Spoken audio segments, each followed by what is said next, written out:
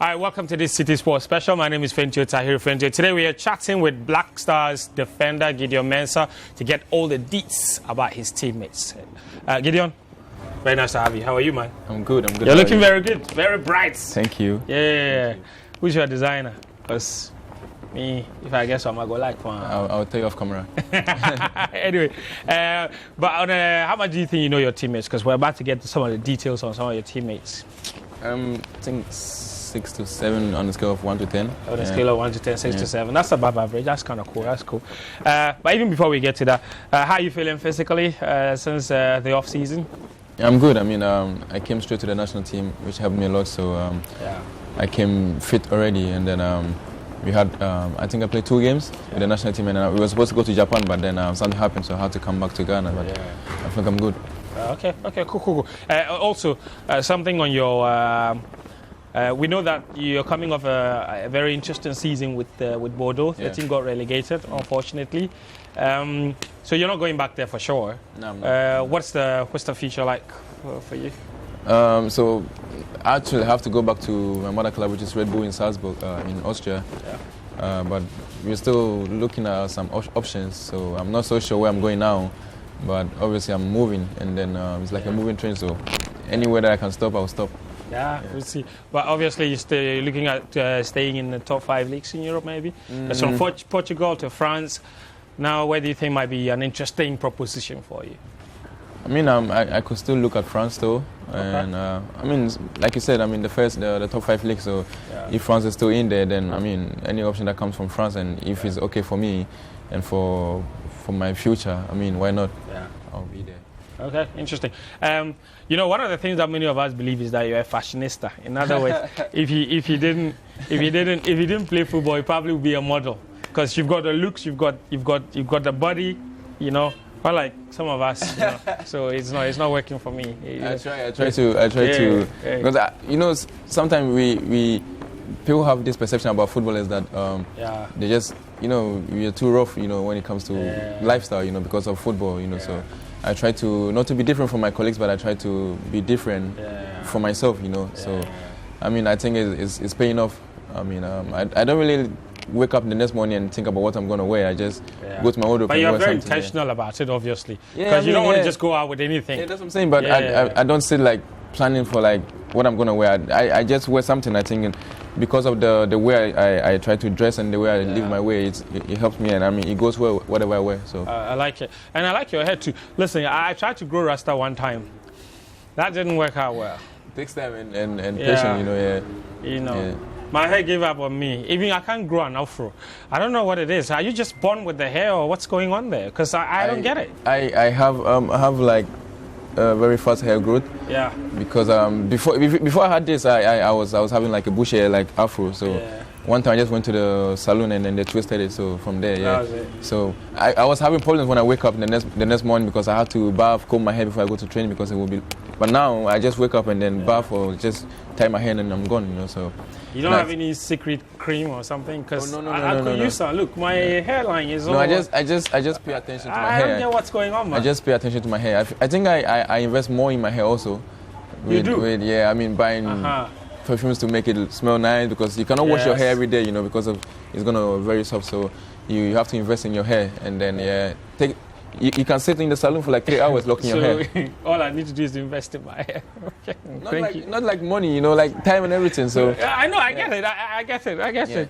Spend some time on my hair every morning. Imagine, you know, I go to the salon, I sit there for like 4 hours locking my hair, you know. 4 hours? Yeah, it takes time. Yeah, sometimes they come to my house and you know. Yeah, Fentio the Rasta incoming. The world is not ready, man. The world is not ready for my hair.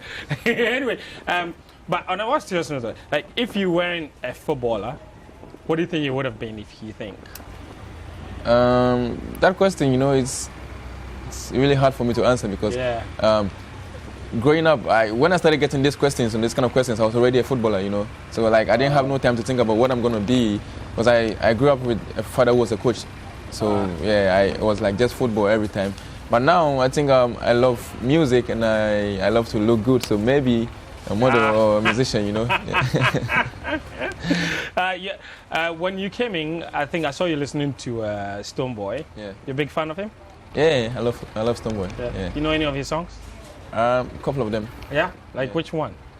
Because I'm a big Stonebwoy fan too. I mean, I do patois like crazy. You sure? Yeah. Like, you speak patois? Yeah. No, but I only speak patois when I'm very hype, you know. When I'm very like when you're hyper, like in the party. You know, people think I'm from Jamaica, you know, especially the Jamaicans on my Instagram. They think really? Because I have like a couple of the musicians from Jamaica. Is it because of the hair or is it because of the way you speak or? I think I know a couple of Jamaican friends that and then with before my Instagram was like it wasn't like too serious these days. So before I was just posting Jamaican music every time, you know. So like they felt like I was from there, but I mean from time to time they know that I'm from Ghana, but I still have that vibe in me. Yeah. Interesting. And what's your favorite Stonebwoy song? The favorite one? Yeah. I think would be wait. Which one? I have a couple of them. No, yeah, favorite songs. I have a couple of them. You listen to him a lot, so I just want the favorite. So he has this song by Grace. By Grace. And Mama. Like a couple of them, yeah. All of them you know how to sing. I can try, but I'm not sure. The only ones we know how to sing are the ones that we can dance to. Yeah. I sing music, but I mostly sing when I'm playing the song, you know, like. Yeah. We'll get back to the Stonebwoy songs because, you know, I thought it was a Stonebwoy song. As I'm sitting here, I'm struggling to even remember the words to one of it. Because it's always like, you know, it's a lot of patois, man. You know, so I don't know, but we'll get back to it. We'll get back to it. But here's another question for you. And this one is on your teammates. And we're spilling the beans on your teammates now, right? Yeah. Okay. Who would you say is the best musician? Musician? Yes, the best singer in the group. Wait, musician as in who would you say is the best singer in the group? Because we have people who lead the Jama session, you know. Yeah. And I'm not sure if that's the musician you're talking about. Okay. Who always leads the Jama session? Let's start from there. Now is Richard Ofori. Richard Ofori. The goalkeeper, yeah. I think that's right. I have seen videos. Yeah, he has the. He always has the drum. Yeah. No. I mean, he has the quality, and then he has the quality to do that. So I'm wondering what the qualities of a Jama leader is like. You know, like the whole. You can't lead Jama when you cannot move people, you know. Yeah. So and he has that quality, you know. He starts to sing and from nowhere you just come and join, you know, like. So wow. He has that quality. Interesting. But which of the teammates would you think, say, if they weren't footballers, they probably would have been, say, musicians? I think now that's the question I really wanted to ask. Wait. Yourself maybe, because that's what you said. Myself or Joseph Pinto. It's JP on it. Na na na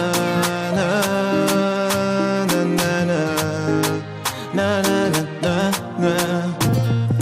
I go sing for you, Lord. I go do anything for your love. Peso. He does music. He has like 2 music. Me, I have songs also. I have 2 songs. He has 2 songs. He's challenging me, you know. Yeah. I said like you recorded. I have recorded songs. Yeah. For real. I have studio in my house, so you know. What's your song? What's the title of one of your songs? I'm serious. I'm curious. So the first one was "Bless Me." I did with my one of my colleagues. And this is in English. Yeah, I was singing in patois. He was singing in English. Yeah. How does the chorus go like?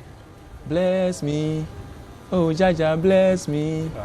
I want to be blessed. So then from there, I'll come in and just do my patois. Jaja, bless me. Yeah. I want to be blessed. Yeah, and then I'll do my thing. That's not actually quite bad. The only thing stopping us from being a hit is featuring me.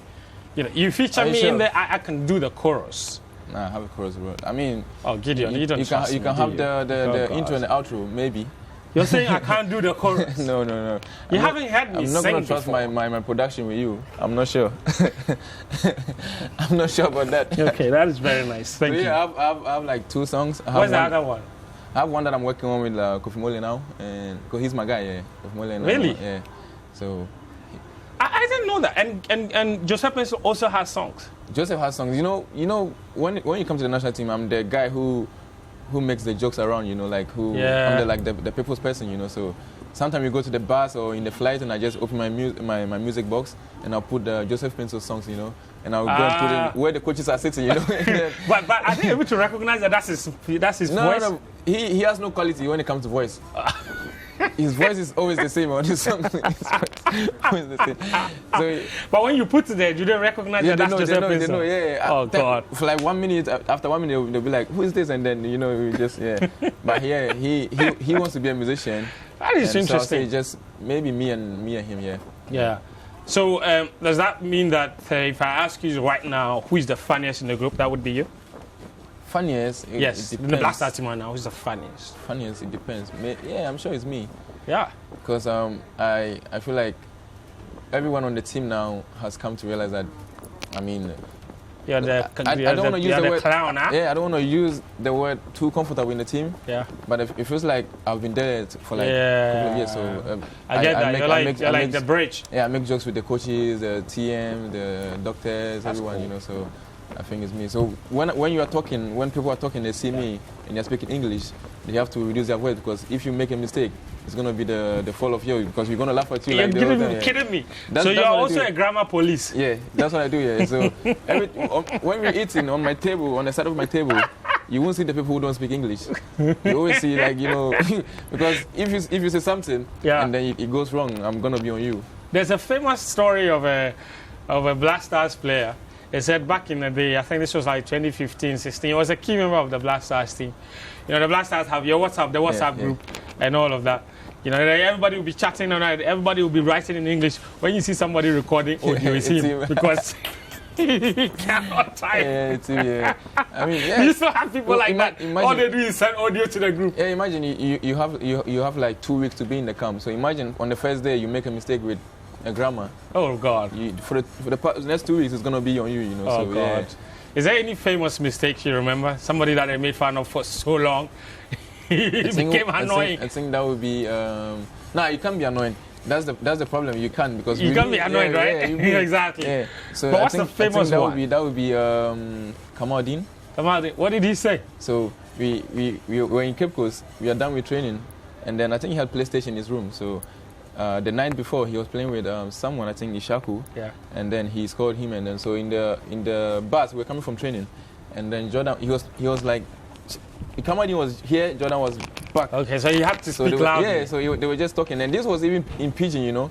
So then Jordan was talking to him, and then he wanted to ask Jordan, "You go play," you know, and then he just stood up like, "Hey Jordan, you for play?" You know? So after this, you know, everybody heard this thing, and then for like 2 weeks from the qualifiers to the Afcon Cup, everything like everybody calling you for play every day. So now he comes to me, and then one time he came to me in my room like, "Gideon, hey, it's too long, just stop it. It's okay. Enough is enough." Are you for play? Next time I see him, I'm going to shout you for play. If you say that, you say it's me for sure. You say it's me. Okay. Here's another question. Among your teammates, right? Who is the most likely to be, say, a teacher? If they weren't a footballer, who would have been probably been good in the classroom? Dennis Ondoy. Oh, the professor. I gave him that name. You did?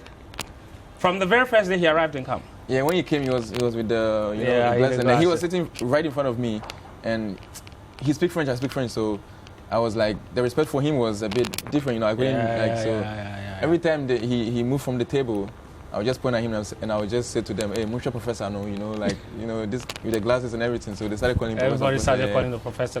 Yeah. What is that like to have someone like him in the team? I mean, he looks like you're saying, he looks like someone that commands a lot of respect, even though he's new. Yeah, when you see him, of course, it comes direct with him. So he looks so mature and he acts mature.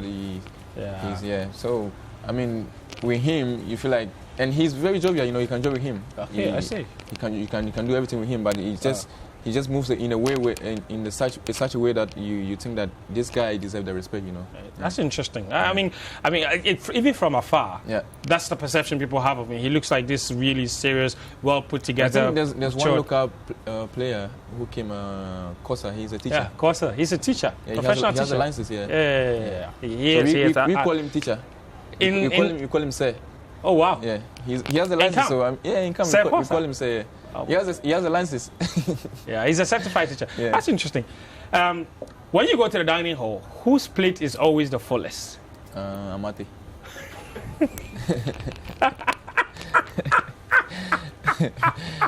No, you didn't even have to think about that. No. That's something. Amate is my guy. Yeah. He's always on my side of the table, and he's always He always has. So he I don't even have to say this, but he always go to the food table, get a plate, put the meat under, put the rice on top, and put it, you know, and hide the meat. Yeah, and then you put more meat on it, you know. And then when he comes and you complain, he will just tell you, hey, they said I should eat more. I should drink black tonic, blah blah blah. You know, like the jokes and right. But his plate is always full. No, that is interesting. Yeah. I mean, Amate is a very interesting character. On the outside, he really doesn't speak much. Even from a media point of view, he doesn't do a lot of interviews. Yeah, he is more open when he's comfortable with the people. Yeah. He's that kind of person. He's one of the guys that I go to his room like most of the time when I'm in the national team. Like we talk a lot. So yeah, he speaks when he's comfortable. He speaks, but when he's not gonna speak. Yeah. I was gonna ask you who is the loudest in the squad, but I think that is you, because I mean everything points to the fact that you are probably the biggest troublemaker in that team. I could be the loudest, but in the good way. So the bad way would be Fatau Ishaku.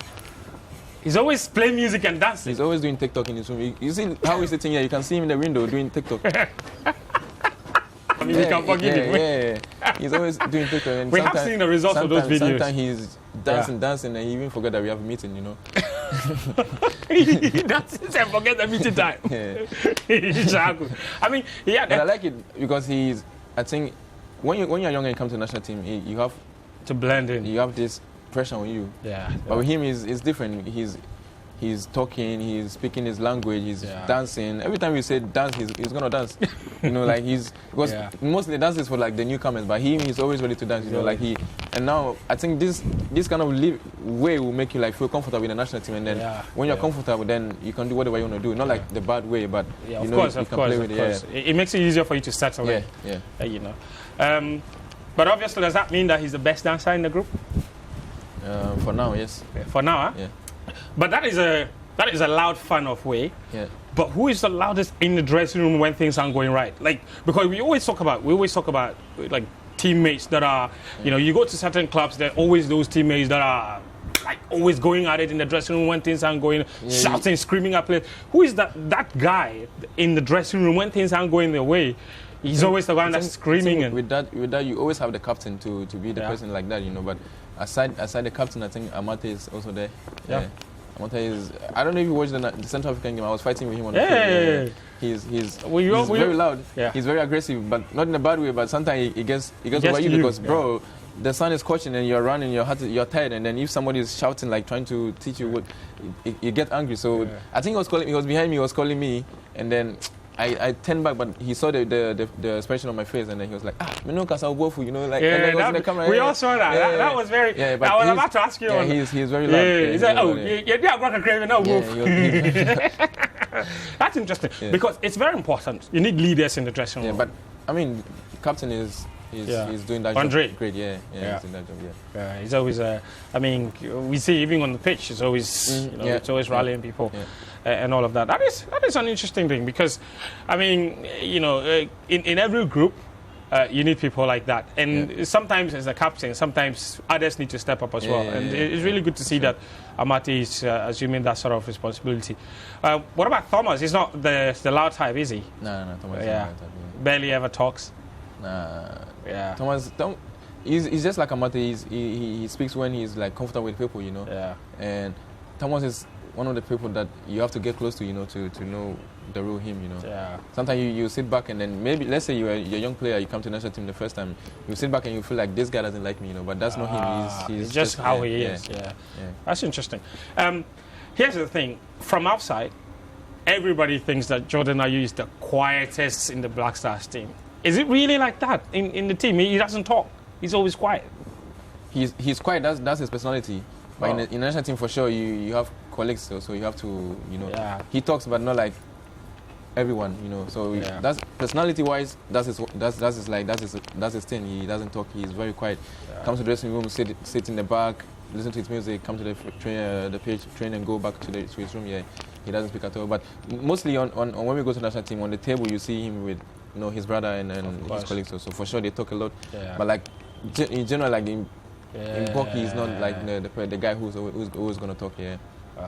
I mean, that's interesting because I mean, even for people, we always talk about quiet leaders. He's a senior member of the team right now, and certainly, of course, he doesn't even need to talk. But the leadership, he can always show it both on and off. I mean, it shows. It shows. I mean, in as much as he's a quiet person and he doesn't really want to put pressure on the young guys or whatever. You still see that he's a senior player, and then he's a guy who you can look up to in the team as a young boy. Yeah. Interesting. Gideon Mensah giving us all of the deets on his teammates. There's quite a few more stuff for us to really talk about regarding some of his teammates, and we've got some very interesting questions, and I've got some very interesting trivia questions for Gideon to see how much he remembers even of his own Black Stars career. Now it's time to give you some trivia, see how much you remember of the Black Stars. Okay, trivia question number 1. I'm going to start from easy to mid-level to difficult, okay? I hope I'm ready. You remember your Black Stars debut? Yeah. Who was it against? South Africa. South Africa? Yeah. You know what competition it was? It was a qualification for the Afcon Cup. Yeah. It was for qualification for 2021 Afcon. Yeah. What was the result? 2-1. No, 2-0. Sorry, 2-0. Yeah, it was 2-0. That is true. Yeah. Do you remember who scored on that day? Yeah, the first goal was Thomas Partey, and the second one was from Kudus. Kudus' debut as well? Yeah. So you made your debut together? And with Baba Idris also. Baba Idris. That was an interesting game of football with a lot of debutants in there, but it was really nice to see. It was nice to see. Here's a mid-level question. Jordan Ayew, Mubarak Wakaso, who do you think made their debut for the Black Stars first? Hey. Who do you think played for the Black Stars first? Jordan and Wakaso. Well, that's tricky. Yeah. That's tricky. I mean, think. It looks straightforward, isn't it? I think it was Wakaso. Wait. That's the trick. That's what I'm saying. Yeah, it's Jordan. It's Jordan. Yeah, it's Jordan. It's Jordan. Yeah. It's Jordan Ayew. It's Jordan Ayew. I don't know if you're correct or you're wrong, because there are only 2 options. You said the first one, and no, but I'm very sure it's Jordan because it's very tricky, because we all know Wakaso to be like the people knows him in Ghana here, so probably you think that's how I said it. Yeah. Actually, 2 years apart. Yeah, it's Jordan made his debut in 2010. Yeah. Wakaso made his debut in 2012. Yeah, it's Jordan. So it's being so Jordan is a very senior member of the Black Stars team. Here's the next question. Jordan Ayew, I stay with him. Abedi Pele, who do you think has scored more goals for the Black Stars? Who scored more goals or who scored? Who has scored more goals as of now? Who has scored more goals for the Black Stars? Jordan or his father? I think they have the same goals. That's right. Oh man, that is. Wait, how did you know that? I know. Yeah. you read about it, haven't you? No, I know. Ah, really? Yeah, I know. Yeah, I know. Oh, that's interesting. They actually have scored the same number of goals, 19 goals, which is interesting because you would have thought Pele would have scored more.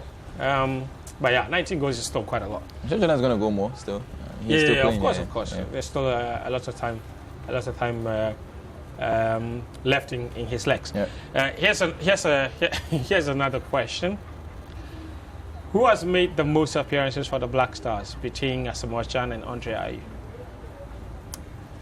Oh. It's very hard. It's tricky because the day is still playing.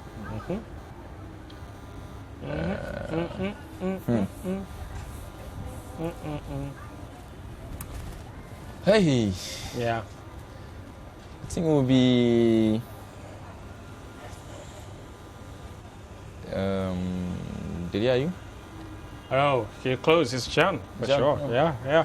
But today is really close. Today is at 107 now. I think Jan is just over 110. Okay. So that's interesting. But that was really close. How many Afcons have we won? This you're going to catch me because this I don't know. The Ghana national team. You don't know how many Afcon titles we've won? I'm not sure. I know, but I'm not sure. Okay, take a guess.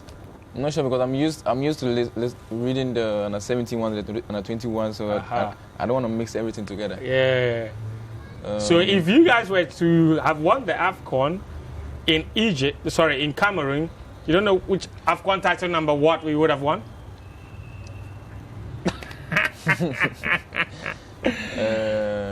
We've won 4. I help you. 4? Yeah, okay. We won 4. But here's the fun part. When was the last time we won? No. But people keep talking about how long it has been, right? It was 19-something. I don't even know. I think it was with Coach. But it says a lot. It says a lot. Coach Ade. Was it with him? Sorry? The late Coach Ade. He was the coach. Yes. But it was even CK Jamfi was part of that as technical director. I'm not so sure about the year. Yeah. It was so sure about the year. 1982. 1982, yeah. So 40 years. So let it stick. When you get back to the team, 40 years. Like let it ring. 40 years. That's how long it's been. Are we ending that next year? Or? Yeah, could happen. It could happen. Yeah. Should happen. Yeah. Anyway, we'll see. We'll see what happens. All right. That's enough history because I feel like I'm draining your brain right now I think I'm more of the new school. You're more of the new school. Yeah. The new school ones. I agree.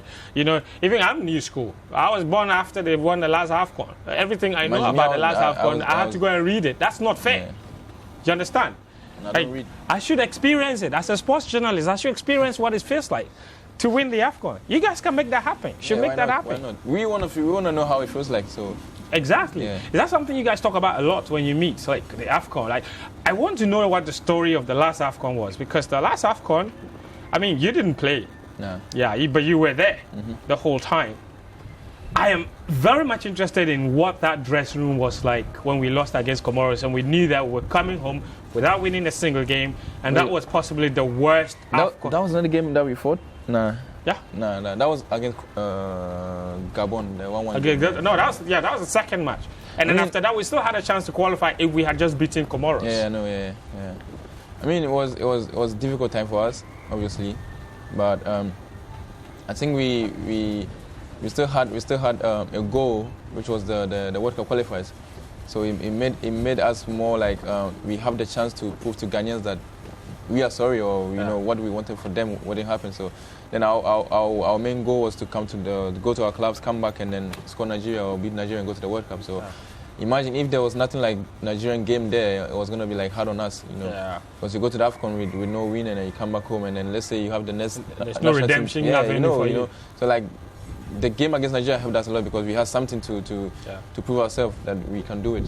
So, but it was a very hard time for us in Cameroon. Yeah, Cameroon. Yeah. Okay, let's just wrap up with this. We're going to the World Cup, obviously.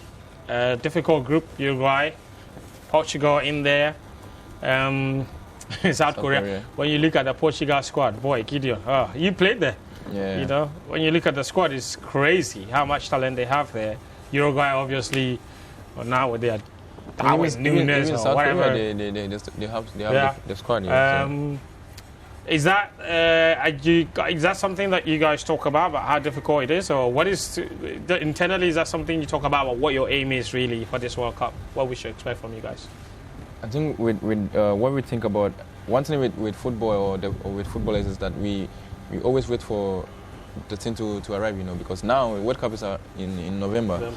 We can't live the life now that we live. We're thinking about World Cup now, so it's gonna be like we're gonna have complicated life, you know. So we obviously we think about that. We know that we are going to the World Cup, and we know that we are going to make Ghana proud and make ourselves proud. So when the time comes, I'm sure that whatever goal or whatever mindset that we are taking to the World Cup is gonna show on our performances. So we are not thinking about World Cup now, not because we don't want to think about it, because we have something now that we have to achieve, you know, before the World Cup. So I think for now, we're just thinking about the African Cup qualifiers and then our individual clubs and everything, performances and everything, and then from there we know what the World Cup will also bring to us. Yeah, I mean, and that's a very fair response indeed. Obviously, you mentioned the fact that there's still a lot of time between now and the World Cup. Not really a lot of time. No, like a lot of time for you to be too preoccupied with it, obviously. One of the conversations that have dominated this whole World Cup thing is possibly the players that could be joining the team and all that. Is that something that you guys talk about in camp, about the possibility of having players? Because obviously, even as teammates, you want to play with the very best. And if those people are coming to improve your team, is that prospect of these people coming in, is that something that you guys talk about? And what's the feeling like, with all of that conversation, or you never even talk about it at all? I'm not sure somebody will. I'm not sure people will sit in the national team and talk about players who are coming. Yeah. Obviously, I'm not sure about that. I might be sitting here thinking that somebody's coming from whichever club or whichever country to play my position. I might be thinking about that, but I'm not sure I'll go to somebody and discuss with him, But I'm sure, obviously, people are thinking that, am I still going to get a chance and come to the national team, or am I going to be, taken out? But with the whole conversation with like 2 or 3 people, I'm not sure it happens. But at the end of the day, like I always say, this is a national team. We are only here to help Ghana, and to save, like you said, and to make ourselves proud. So, if your chance comes, take it. If it doesn't, if they think that we need these players to save the country, and it's gonna make it happen. But I always tell some of my close friends in the national team, like, I told them, look, we were part of the Nigerian game. It doesn't mean that we have ticket to Qatar. You still go back to a club and then perform well, because if it's just like playing the Nigerian game and getting injured for the whole year. When you go back to a club and you're not playing, it's still going to be the same. So I work on myself and work hard and make sure that my thought or my name is always in the list. From there, then I can work my way to be in the first 11. So I don't care if they're going to select just 2 or 3 people from the players who played the Nigerian game. I just want to be in there. So I'm not sure about how it's going to affect me or affect anybody in the national team. I'm not so sure about that. Yeah. Well, Gideon, we can go on with the conversation, but we'll end it here. It's been an absolute pleasure chatting with you. I wish you all the very best for the upcoming season. And we're very proud of you. And we'll keep working hard and stay away from injuries. And inshallah, we'll be seeing you at the World Cup. Sure. This has been another Citi Sports Special. Thank you very much for watching. Until next time, do take care of yourself and bye-bye.